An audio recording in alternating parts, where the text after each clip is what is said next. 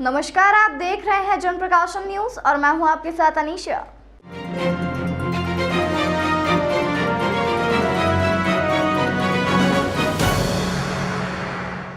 संघ प्रमुख मोहन भागवत के पंडितों पर दिए बयान का उज्जैन में भी विरोध हो रहा है। महाकालेश्वर मंदिर में पुजारी महेश गुरु और अखिल भारतीय युवा ब्राह्मण समाज के उपाध्यक्ष रुपेश मेहता ने आरएसएस प्रमुख मोहन भागवत को लेटर लिखा है। इसमें उन्होंने 3 सवाल पूछते हुए संघ के अंदर व्यवस्थाओं को लेकर सवाल खड़े किए हैं।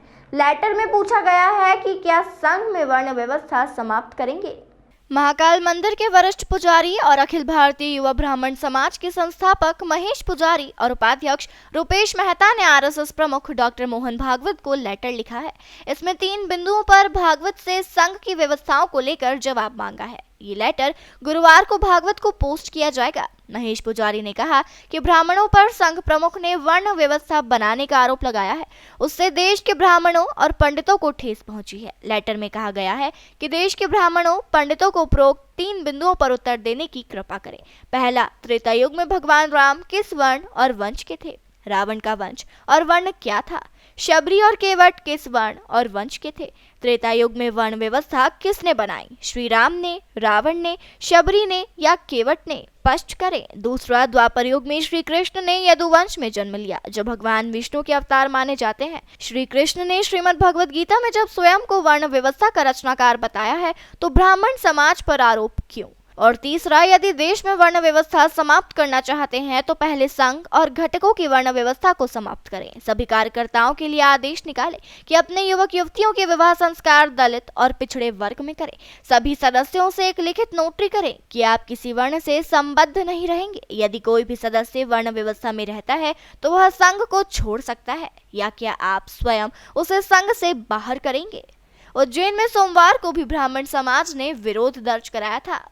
हिंदू संगठन के प्रमुख हमारे सम्माननीय भागवत जी द्वारा वर्ण व्यवस्था के ऊपर अपने वर्षन दिए गए थे, जिसमें आपके माध्यम से कहा गया कि वर्ण व्यवस्था भारत के ब्राह्मण और पंडितों ने बनाई है। इससे सारे ब्राह्मण समाज को दुख हुआ है, ठेस पहुंची है।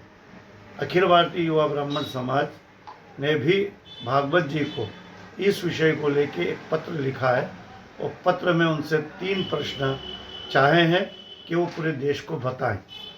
त्रेता के अंदर भगवान राम क्षत्रिय थे, रावण ब्राह्मण थे, शबरी दलित थी और केवट आदिवासी स्वरूप में थे। तो क्या उस वक्त जो ये वर्ण व्यवस्था थी, तो क्या ये रावण द्वारा रचित थी या राम द्वारा रचित थी? एक इसका स्पष्टीकरण करें।